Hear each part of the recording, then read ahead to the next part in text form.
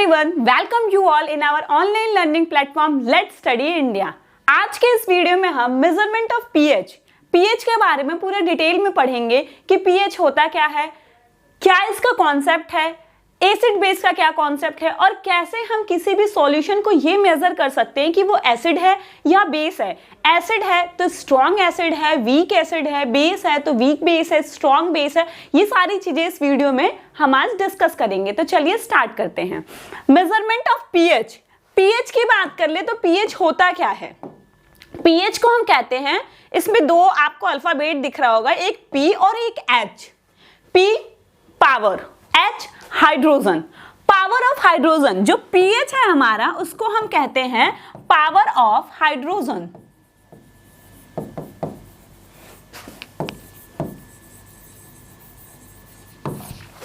Power of hydrogen को हम कहते हैं पीएच। और ये पीएच वैल्यू है जो हमें बताती है कि अगर कोई भी सॉल्यूशन है तो वो एसिडिक है या बेसिक है। वो सॉल्यूशन जो है उसका नेचर कैसा है, उस सॉल्यूशन का नेचर कैसा। सॉल्यूशन हमको पता है कैसे बनता है, सॉल्यूट और सॉल्वेंट। और सॉल्वेंट मैक्सिमम केस में हमारा वाटर ही होता है। मैक्सिमम केस में हमारा सॉल्वेंट जो होता है वो वाटर होता है। वाटर बोले तो उसके फॉर्मूला की अगर हम बात करें तो उसको हम कहते हैं H2O।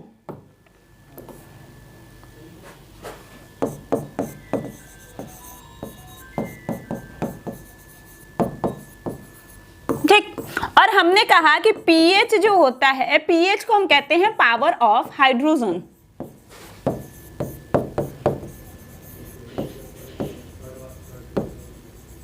तो इससे एक ये बात तो समझ में आ रही है कि भाई यहाँ पे जो खेल है वो किसका है, वो हाइड्रोजन का है। यहाँ पे पावर है किसके पास, पावर है हाइड्रोजन के पास। ये हाइड्रोजन डिसाइड करेगा कि हाँ दिस सॉल्यूशन इज एसिडिक और दिस सॉल्यूशन इज बेसिक। वो सॉल्यूशन एसिडिक है या वो सॉल्यूशन बेसिक है, ये डिसाइड करने वाला कौन है। सारी पावर किसकी है, इस हाइड्रोजन की है। और हमारा ये पीएच इसीलिए क्या कहलाता है, पावर ऑफ हाइड्रोजन। वाटर की बात कर लेते हैं। वाटर को हम कहते हैं कि H2O। Water is what, water is H2O। अब आप सोचो कि अगर इस H2O को हम डिसोसिएट करते हैं, अगर ये H2O डिसोसिएट होता है तो इसमें से निकलता है एक OH माइनस और एक आता है H plus. OH minus and H plus, hydrogen ion and OH minus. अब क्या बात होती है, एसिड और बेस की बात करेंगे हम, तो वो सॉल्यूशन जिसमें H प्लस का कंसंट्रेशन ज्यादा होता है तो वो कहलाता है एसिड। जब H प्लस ज्यादा होता है, H प्लस आयन ज्यादा होते हैं तो वो होता है एसिडिक। और जब OH माइनस ज्यादा होता है तो वो होता है बेसिक। ठीक है। H प्लस वाटर, जब हम पीएच मेजर करने के लिए हमारे पास जो स्केल होता है वो स्केल 0 से 14 तक का होता है। और इसकी मिड वैल्यू ये जो 7 होती है ये न्यूट्रल होता है, ये वाटर को बताता है। ठीक है। 7.7 पीएच जिसका भी होगा वो न्यूट्रल होगा। और 7 पीएच होता किसका है, 7 पीएच वाटर का। तो कहने का मतलब है कि जब ये न्यूट्रल है, ये न्यूट्रल कैसे है, खेल पूरा किसका है, H प्लस हाइड्रोजन का। ठीक है। अगर वो OH माइनस है तो बेसिक होगा, H प्लस है तो एसिडिक होगा। लेकिन यहाँ पे क्या हो रहा है, एक वाटर के मॉलिक्यूल को हमने तोड़ा, या हम कह सकते हैं 1 मोल ऑफ वाटर को जब हमने डिसोसिएट करा तो हमें 1 मोल ऑफ OH माइनस मिला और 1 मोल ऑफ H प्लस मिला। हो रहा है यही चीज, 1 मोल OH माइनस और 1 मोल H प्लस मिल रहा है हमें एक मोल को। अब जितने भी मोल वाटर को हम तोड़ेंगे उतने ही हमें मिलेंगे। तो यहाँ पे बराबरी की बात हो जा रही है, न तो OH ज्यादा हो पा रहा है न तो H प्लस ज्यादा हो पा रहा है। और मैंने क्या कहा, जब H प्लस ज्यादा होगा तो वो कैसा होगा, उसका नेचर एसिडिक होगा। और जब OH माइनस ज्यादा होगा तो उसका नेचर बेसिक होगा। लेकिन यहाँ पे क्या कंडीशन हो रही है, दोनों बराबर हो जा रहे हैं। सबसे सिंपल एग्जांपल आप सोचो, बचपन में हम एक चैप्टर पढ़ते थे फोर्स में हम कहते थे कि भाई दो तरीके की फोर्स होती है, एक बैलेंस्ड और एक अनबैलेंस्ड। और अनबैलेंस्ड फोर्स को हम बताते थे कि मान लीजिए कोई ट्रॉली है, एक बंदा उधर से खींच रहा है, एक बंदा इधर से खींच रहा है। अब जो मोटा होगा, हट्टा कट्टा होगा, वो ज्यादा फोर्स लगा पाएगा उस पर, तो वो ट्रॉली को अपनी तरफ खींच लेगा। तो यहीं से डिफरेंशिएट हो पाता था कि हाँ भाई इसका फोर्स ज्यादा है, इसका फोर्स कम है। लेकिन जब दो बराबर फोर्स लगते थे, तो बराबर न्यूटन के फोर्स लगते हैं, तो वो ट्रॉली मूव नहीं करती है, या कोई भी ऑब्जेक्ट हो उस पर जब हम दोनों साइड से बराबर फोर्स लगाते हैं तो वो मूव नहीं करता, वो उसी जगह पे पड़ा रहता है। तो यहाँ पे भी बात क्या हो रही है, बराबरी की हो रही है, न तो H प्लस ज्यादा है न तो OH माइनस ज्यादा है। तो जब दोनों का कंसंट्रेशन बराबर है तो ये कैसा कंडीशन हो जाता है, न्यूट्रल का कंडीशन हो जाता है।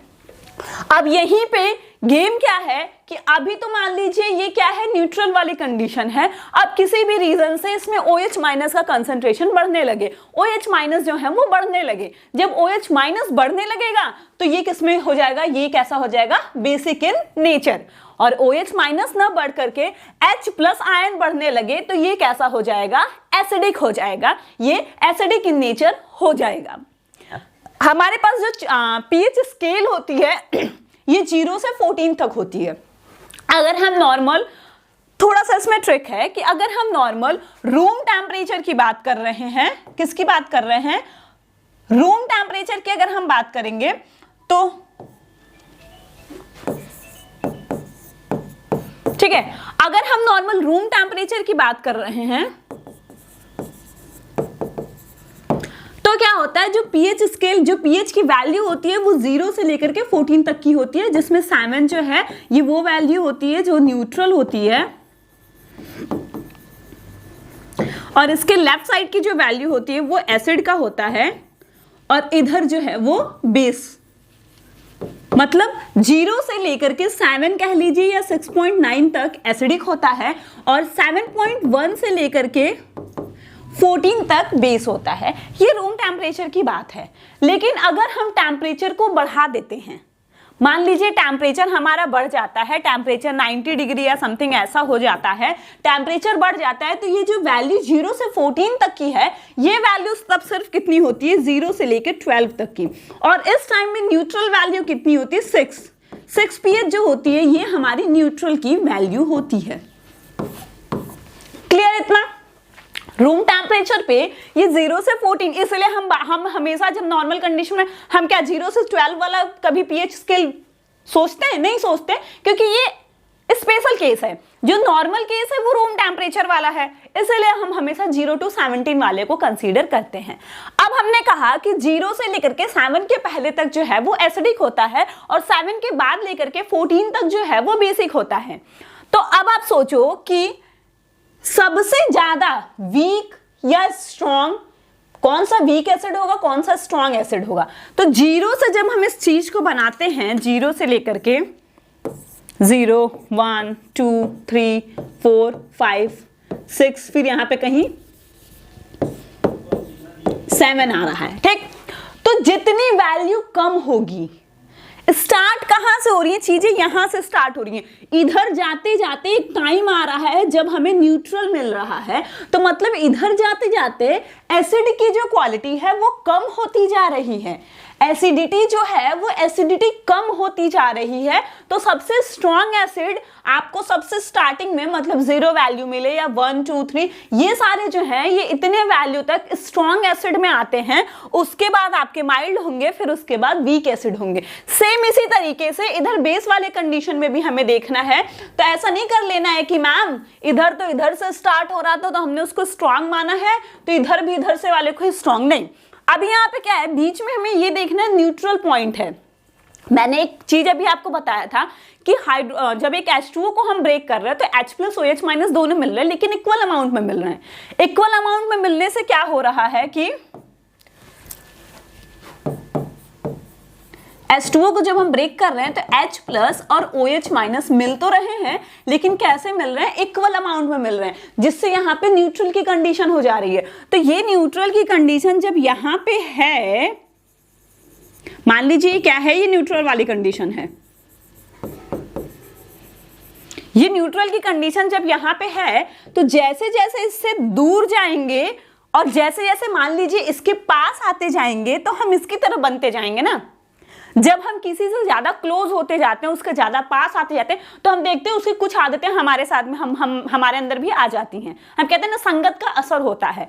तो आप वही सोचो कि जब चीजें इसकी तरफ आना स्टार्ट होंगी तो इसकी तरफ बनती जाएंगी, और जैसे जैसे वो थोड़ा इसकी तरफ बनती जा रही, दैट मीन्स कि इनकी प्रॉपर्टी जो है वो कम होती जा रही है। इनसे दूर जितना रहेंगे तो अपनी प्रॉपर्टीज को शो कर पाएंगे। तो इधर तो एसिड वाला एरिया है और इधर बेस वाला एरिया है, तो एसिड बेस से जितना ज्यादा दूर होगा उतना स्ट्रॉन्ग एसिड होगा। सेम उसी तरीके से बेस भी इससे जितना ज्यादा दूर होगा उतना स्ट्रॉन्ग बेस होगा। एसिड इससे जितना ज्यादा दूर होगा उतना ही स्ट्रॉन्ग होगा, और बेस भी इससे जितना ज्यादा दूर होगा उतना ही स्ट्रॉन्ग होगा। जितने पास वाले होंगे वो वीक होंगे, वो अपनी प्रॉपर्टीज को तब नहीं शो कर पा रहे हैं उतने अच्छे तरीके से। ठीक है, क्यों? क्योंकि अब ये इनके पास आ गए तो इनकी कुछ प्रॉपर्टी उनको इन्फ्लुएंस कर रही है, ऐसे आप समझ सकते हो। ठीक, तो इधर जो होगा ये स्ट्रॉन्ग एसिड वाला एरिया है, और जैसे जैसे हम इधर जाएंगे एसिडिटी जो है वो डिक्रीज करती जाएगी। ठीक, सेम उसी तरीके से यहां पे स्ट्रॉन्ग बेस है, और जैसे जैसे हम इधर मूव करेंगे बेसिसिटी जो है वो भी क्या करेगी, डिक्रीज करती जाएगी। जैसे आ रहे हैं न्यूट्रल पॉइंट की तरफ तो एसिडिटी भी डिक्रीज करेगी और बेसिसिटी भी डिक्रीज करेगी। तो ये था क्या, एक ओवरऑल कॉन्सेप्ट। और ये पीएच स्केल होता है जिसपे हमें पता होता है, और ऐसा नहीं कि सिर्फ इस पे नंबर्स ही होते हैं, कलर्स भी होते हैं, नंबर्स के अकॉर्डिंग कलर्स भी होते हैं। अगर कोई स्ट्रॉन्ग एसिड है तो वो रेड कलर शो करता है, कोई स्ट्रॉन्ग बेस है तो ब्लू कलर शो करता है।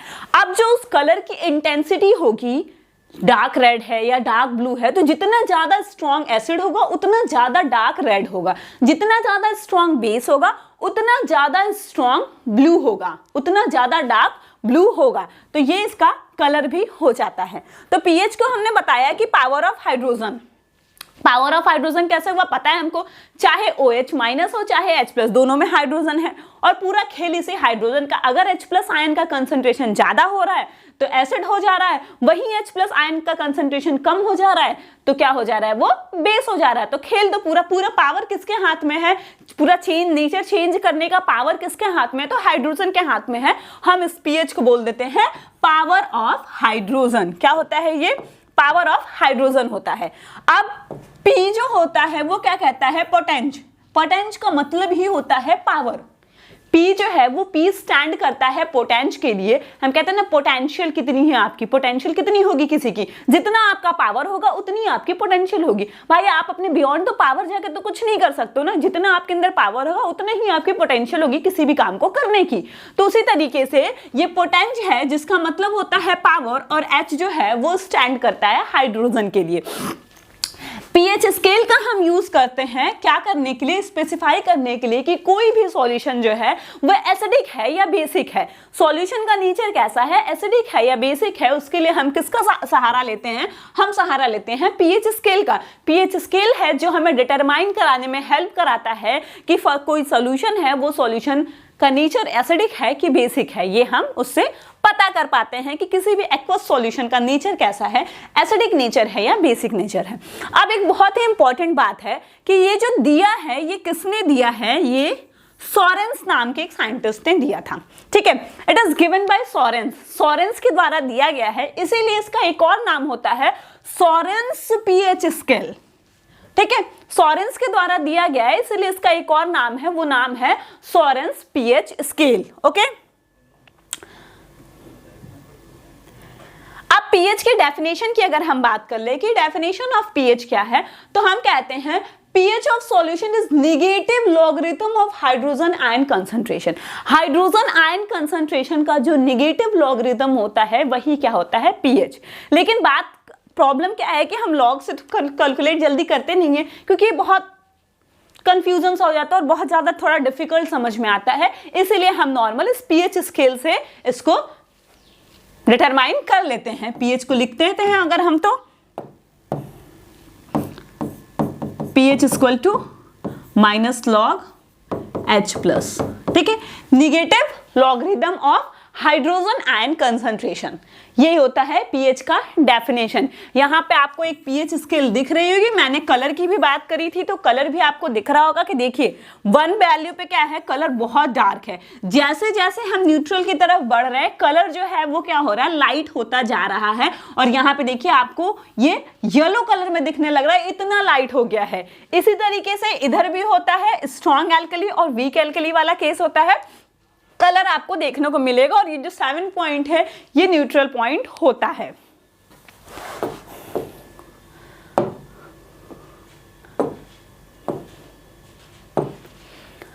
अब देखिए पीएच वैल्यू की हमने बात कही तो मैं 10 बार बता चुकी हूं कि पीएच की जो वैल्यू होती है वो 0 से लेकर के 14 तक होती है।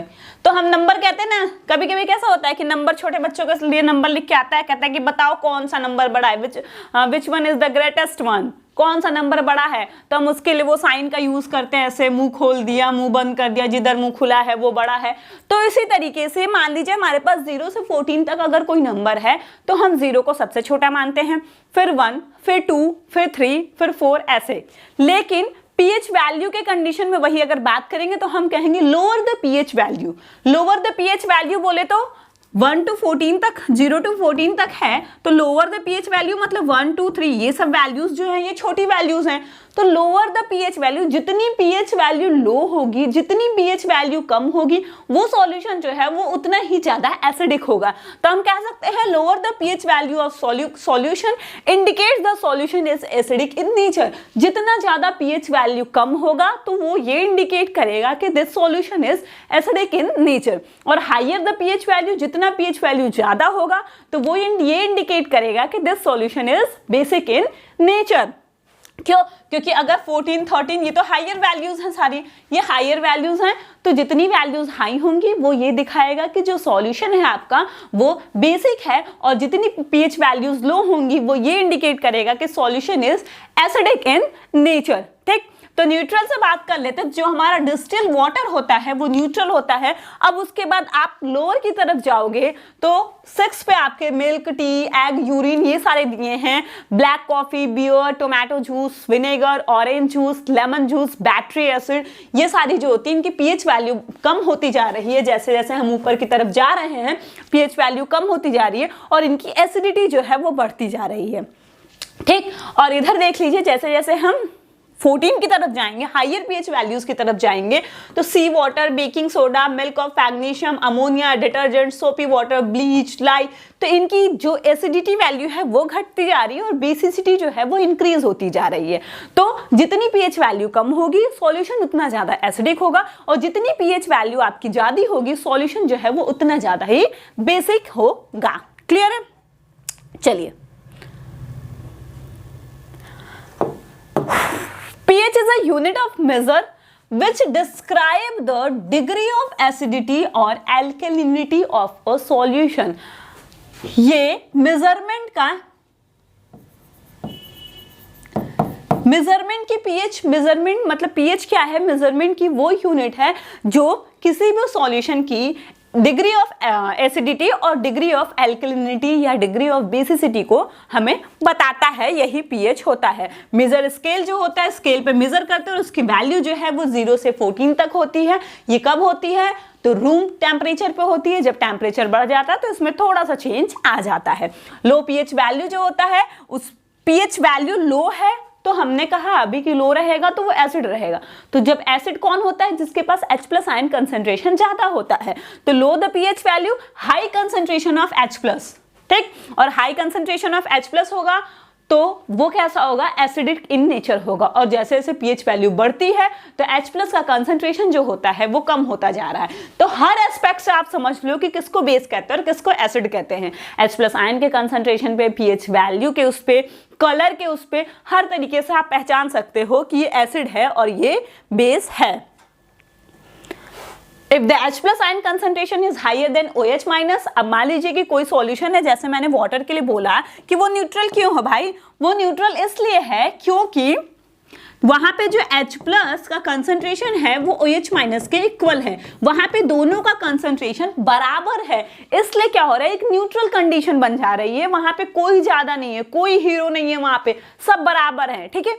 तो वहां पे क्या हो रहा है, एक न्यूट्रल की कंडीशन बन जा रही है। लेकिन वहीं अगर OH माइनस से इसके कंपैरिजन में H प्लस ज्यादा हो जाएगा तो वो सॉल्यूशन एसिडिक हो जाएगा, और अगर H प्लस जो है OH माइनस से कम हो जाएगा, मतलब मान लीजिए कि हम OH माइनस को एक स्टैंडर्ड मान लेते हैं, तो इससे अगर ज्यादा है तो acidic, H plus ion concentration इससे ज्यादा है तो एसिडिक हो जाएगा, H प्लस आयन कंसंट्रेशन अगर इससे कम है तो ये कैसा हो जाएगा, ये बेसिक हो जाएगा। क्लियर है, इतना यही चीज यहाँ पे लिखा है, ठीक। और अगर दोनों का कंसंट्रेशन इक्वल हो जाता है, H प्लस और OH माइनस का कंसंट्रेशन इक्वल हो जाता है, तो वो न्यूट्रल हो जाएगा, जो हमारा H2O जिसको हम कहते हैं वाटर होता है।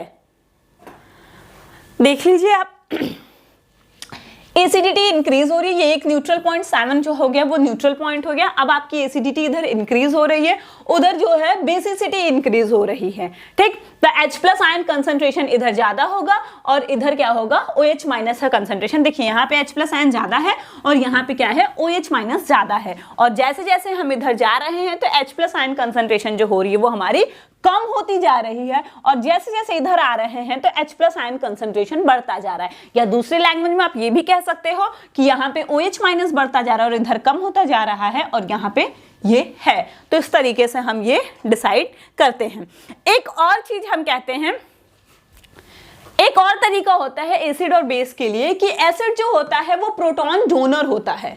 वो क्या होता है, प्रोटॉन डोनर होता है। एसिड को हम कहते हैं कि एसिड हम उनको कहते हैं जो प्रोटॉन्स को डोनेट करते हैं, और प्रोटॉन एक्सेप्टर जो होता है वो कहलाता है base. Any compound which form H plus ion in solution, मतलब वो H प्लस आयन सॉल्यूशन बना रहा है या प्रोटॉन्स को या उसको डोनेट कर रहा है, तो वो कहलाता है एसिड। और जब उसको कोई एक्सेप्ट कर रहा है या जो एक्सेप्टर होता है, वो एक्सेप्टर कौन होता है, वो होता है बेस। ठीक है, ये क्लियर है। अब ये तो बात हो गई कि भाई पीएच होता क्या है, पीएच के बेस पे एसिडिटी बेसिसिटी हमने देख लिया क्या होता है, कैसे कब हम किसी को एसिड बोलते हैं, कब हम किसी को बेस बोलते हैं। हम पता कैसे करेंगे, हम इस पीएच को डिटरमाइन कैसे करेंगे। अब बात इसकी आती है कि डिटरमिनेशन कैसे करना है पीएच का। तो पीएच का डिटरमिनेशन करने के लिए कि मतलब कोई सॉल्यूशन है, अब वो उसमें लिखा तो होगा नहीं, लिखा होगा तब तो अलग बात है, लेकिन हमारे पास कोई सॉल्यूशन, अब हमको पता करना है कि ये भैया एसिड है या बेस है। तो आप क्या करोगे कि उसके पीएच को पता करने की कोशिश करोगे। पीएच में ऐसा तो है नहीं कि अगर एसिड भी है तो 0 से लेके 6.9 तक की वैल्यूज तो है ना, तो उसमें कितना ये अगर बेस है या एसिड है तो स्ट्रॉन्ग है कि वीक है, ये सारी चीजें पता करने के लिए हम पीएच को डिटरमाइन करेंगे। और पीएच को डिटरमाइन करने के लिए हमारे पास कई मेथड्स हैं, जैसे पीएच पेपर सबसे सिंपल सबसे चीपेस्ट तरीका है। पीएच पेपर से आप पता कर लो कि हाँ दिस सॉल्यूशन इज एसिडिक और दिस सॉल्यूशन इज बेसिक, कोई मतलब सबसे चीपेस्ट तरीका है, ठीक है। और दूसरा आता है कोलोरोमेट्रिक मेथड। कोलोरोमेट्रिक मेथड बोले तो कलर वाला काम, ठीक है। इसमें हम कलर से पता कर लेंगे, मैंने बताया ना किसका अपना कलर भी होता है, तो कलर से पता कर लेंगे कि हाँ ये एसिड है कि या बेसिक है। उसके बाद आता है इलेक्ट्रोमेट्रिक मेथड। तो इलेक्ट्रोमेट्रिक मेथड पढ़ के पता चल रहा है कुछ इलेक्ट्रिक का काम हो रहा है यहाँ पे। तो हाँ एक मीटर होता है, इस मीटर से भी पता कर लेंगे कि this solution belongs to acid और बेस। तो चलिए देखते हैं सबको डिटेल में हम लोग। पीएच पेपर मैंने बोला कि सबसे चीपेस्ट और सबसे आसान तरीका होता है। क्या करना है, कुछ नहीं करना है, जो यहां दिख रहा है बस वही उतना ही करना है और आपको एक्स्ट्रा कुछ नहीं करना है। तो एक पीएच पेपर आता है ऐसे, जैसे आपको यहाँ पे दिख रहा है ना, तो एक पीएच पेपर आएगा। तो सिर्फ पेपर नहीं आता है, उस पीएच पेपर जब आप लोगे तो उस पे एक ऐसा हमें चार्ट बना हुआ दिखता है। उस चार्ट पे ऐसे कलर्स बने होते हैं और लिखा भी होता है, पीएच वैल्यू भी लिखी होती है और ये भी लिखा होता है कि ये कलर होगा तो उसका पीएच कितना होगा और ये कलर आएगा तो उसका पीएच कितना होगा। हमें कलर पता हो गया और ये भी पता हो गया कि ये कलर अगर आ रहा है तो इसका पीएच वैल्यू कितना होगा। और हमें ये भी पता है कि पीएच वैल्यू जो है वो 0 से 14 के बीच में होगी। भाई 7 आता है तो न्यूट्रल रहेगा, और 0 से लेकर 6.9 तक है तो वो एसिड होगा, और 7.1 से लेकर के 14 तक है तो वो बेस में आएगा। ठीक है। अब जितना ज्यादा पीएच वैल्यू बढ़ती जाएगी उतना ज्यादा स्ट्रॉन्ग बेस होगा, जितना ज्यादा पीएच वैल्यू कम होती जाएगी तो ये हमारा उतना स्ट्रॉन्ग एसिड होगा। ये सारे कॉन्सेप्ट हमारे दिमाग में सेट हैं। अब जब इतने कॉन्सेप्ट हमारे दिमाग में सेट हैं तो अगर हमें ये कोई पीएच पेपर दे देगा तो हम क्या करेंगे, कुछ नहीं करना है, हमारे पास एक सॉल्यूशन और एक पीएच पेपर है तो हमें एक पेपर की एक स्ट्रिप निकालनी है और उस सॉल्यूशन में डिप करनी है। ठीक है, आपको निकालना है और उस सॉल्यूशन में डिप करना है। अब आप एक चीज देखो, यहाँ पे पेपर का कलर कैसा है, पेपर का कलर है येलो। ठीक है, एक यूनिफॉर्म येलो कलर है, मतलब कहीं पे डार्क कहीं पे लाइट नहीं है, पूरा स्ट्रिप जो है वो यूनिफॉर्मली कलर है, एक यूनिफॉर्म येलो कलर का है। अब हम जब इसको सॉल्यूशन में डिप कर रहे हैं तो आप जब इसको ध्यान से देखोगे, अगर नहीं दिखता है तो आप इसको जूम करके देख लेना, फिर भी नहीं दिखता है तो आप गूगल पे जाना, इमेज को सर्च करना, फिर आप देखना, या आप पेपर खरीद करके ये काम कर सकते हो। आपके घर पे बहुत सी ऐसी चीजें हैं जो एसिडिटी और बेसिसिटी होती है उसमें, और आप इस पीएच पेपर वाला जो टेस्ट है ये आप अपने घर पे भी आराम से कर सकते हो। आपका कॉन्सेप्ट बिल्कुल क्लियर हो जाना है, जिंदगी में कभी भूलना ही नहीं है फिर अगर आप अपने आप से कुछ कर लेते हो तो। ठीक है, तो आप देखो ना यहाँ पे कलर धीरे धीरे चेंज होना स्टार्ट हो रहा है। तो जब हम सॉल्यूशन को डिप करते हैं तो हमारा क्या होता है, उस पीएच पेपर की जो स्ट्रिप होती है उसमें कुछ कलर आ जाएगा, और फिर हम क्या करेंगे, उस स्ट्रिप को देखिए, जैसे इस स्ट्रिप पे इसको इसने डिप करा था तो इस स्ट्रिप पे ये कलर आ गया। फिर हम क्या करते हैं, उस स्ट्रिप को जो हमारा पीएच पेपर का जो ऊपर का कवर था उसमें मैंने आपको दिखाया था ना कि देखिए ऐसे चार्ट बना हुआ है, इस चार्ट से मैच कराते हैं और मैच करा के देखते हैं कि किस कलर से मैच कर रहा है। जिस कलर से मैच करेगा उस पे जो पीएच वैल्यू लिखी है वो हम उसको देख लेंगे और हमें पता चल जाएगा कि जो सॉल्यूशन को हम टेस्ट कर रहे थे वो एसिड है कि बेस है। एसिड है तो कितना स्ट्रॉन्ग एसिड है कि वीक एसिड है, बेस है तो वीक बेस है कि स्ट्रॉन्ग बेस है, वो पीएच वैल्यू से तो हमें पता चल ही जाएगा। तो ये एक सबसे सिंपलेस्ट और सबसे चीपेस्ट तरीका होता है डिटर्मिनेशन करने का। देख लेते क्या होता है। pH strips are piece of paper that change color depending on the pH, the acidity or alkalinity of the liquid. वो क्या कहता है, पीएच के हिसाब से उस पीएच पेपर का जो कलर होता है वो चेंज हो जाता है, एसिडिटी है या एल्कलिनिटी है ये पता चल जाता है। पीएच स्ट्रिप्स जो होते हैं बहुत ही चीप होते हैं and relatively accurate way of measuring the pH of any liquid, और एक बहुत ही अच्छा तरीका, बहुत ही एक्यूरेट तरीका है किसी भी लिक्विड के पीएच को मेजर करने का। Most common pH strips are design to test, ज्यादातर पीएच स्ट्रिप्स को हम यूज करते हैं क्या टेस्ट करने के लिए, water, saliva and urine. Water का टेस्ट करने के लिए, सलाइवा का टेस्ट करने के लिए और यूरिन का टेस्ट करने के लिए हम ज्यादातर इस पीएच स्ट्रिप्स को यूज करते हैं। क्लियर है? चलिए अब दूसरी बात आती है कोलोरीमेट्री। ठीक है, क्या आती है कोलोरीमेट्री। इसमें भी हम क्या करेंगे, कलर का ही कुछ गेम है। तो कलर का कुछ गेम है तो हम क्या करेंगे कि मान लीजिए कोई सॉल्यूशन है हमारे पास, हमें इसको टेस्ट करना है कि इसका नेचर कैसा है। तो सॉल्यूशन को हम लेंगे और उसमें कुछ ड्रॉप या कुछ ml, जो अब कितना आपने क्वांटिटी लिया है सॉल्यूशन का उस पर बेस करता है, 1 ml या कुछ ऐसे ही क्या करिए आप उसमें ये जो आपका एक लिक्विड आता है इस लिक्विड को डाल दीजिए। जैसे आपको स्ट्रिप पे मिला हुआ था, बार बने हुए थे कि ये कलर आएगा तो ये पीएच होगा, ये एसिड होगा, बेस होगा, वैसे ही इस पे भी ये चीज दिया रहता है। इंडिकेटर इसके साथ भी स्केल्स दी हुई होती हैं। ठीक, तो आप क्या करोगे कि कोई एक सॉल्यूशन है उसमें कुछ ड्रॉप्स को डालोगे, तो जब कुछ ड्रॉप्स को डालोगे तो सॉल्यूशन का कलर चेंज होने लगेगा, और जब उस सॉल्यूशन का कलर चेंज होगा तो वो आपको पता चल जाएगा। फिर आप उस कलर को मीटर से, स्केल से मैच कराओगे कि किससे मैच कर रहा है, उसके बाद आप पता कर लोगे कि ये फर्दर सॉल्यूशन जो था ये एसिडिक है कि बेसिक है। पीएच इंडिकेटर और acid base indicator is a compound that change colours in solution over a narrow range of pH values. ठीक है, पीएच वैल्यूज के अकॉर्डिंग ये क्या करता है, कलर चेंज करता है। और इस पे आपको दिख रहा होगा, ये इंडिकेटर दिख रहा है आपको, एक पीएच स्केल इस पे दिया रहता है। ये अगर ग्रीन कलर आता है तो ये न्यूट्रल है, और जैसे जैसे लाइट होता जाएगा और रेड की तरफ बढ़ता जाएगा तो वो एसिडिक होगा, और जैसे जैसे लाइट होकर के ब्लू की तरफ बढ़ता जाएगा तो वो कैसा होगा, एल्कलाइन होगा। ठीक, तो इसको करने के लिए हम क्या करते हैं, इसको करने के लिए यही वाला काम करते हैं हम। देखिए हमारे पास सॉल्यूशन था, इसमें कुछ ड्रॉप्स को हम डाल देंगे। जब हम डालेंगे तो धीरे धीरे इसका कलर चेंज होगा, फिर उसको लेकर के हम स्केल से मेजर कर लेंगे, मैच कर लेंगे कि हाँ भाई किस पे आ रहा है, किस पे मैच कर रहा है, तो उतनी हमारी पीएच वैल्यू होगी, उस हिसाब से हमारा आएगा। अब सबसे लास्ट मेथड जो है वो है इलेक्ट्रोमेट्रिक मेथड। अब यहाँ पे क्या हो रहा है, कुछ इलेक्ट्रिक का काम हो रहा है। इलेक्ट्रोमेट्रिक मेथड, अब यहां पे क्या करना है, हमें ये सब काम नहीं करना है। यहां पे हमें करना क्या है कि मान लीजिए जैसे आपको दिख रहा होगा कि यहाँ पे 2 इलेक्ट्रोड्स दिख रहे हैं, ठीक है, एक रेफरेंस और एक स्टैंडर्ड इलेक्ट्रोड्स हैं, ठीक। स्टैंडर्ड इलेक्ट्रोड से हम एक बार जब स्टैंडर्ड इलेक्ट्रोड को लगाएंगे और यहाँ पे वैल्यू को सेट करके छोड़ देंगे, मान लीजिए स्टैंडर्ड को हमने लगाया है तो 7 पे करके या सेट करके हमने छोड़ दिया है, ठीक है। उसके बाद हम स्टैंडर्ड इलेक्ट्रोड और रेफरेंस इलेक्ट्रोड को भी सेट करके हम छोड़ देते हैं।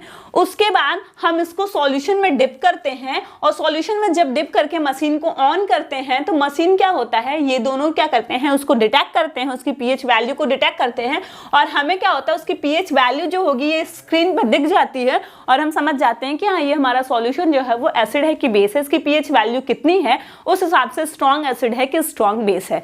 ये था all about the pH measurement, acid and base. Thanks, मिलते हैं नेक्स्ट वीडियो में नेक्स्ट टॉपिक के साथ।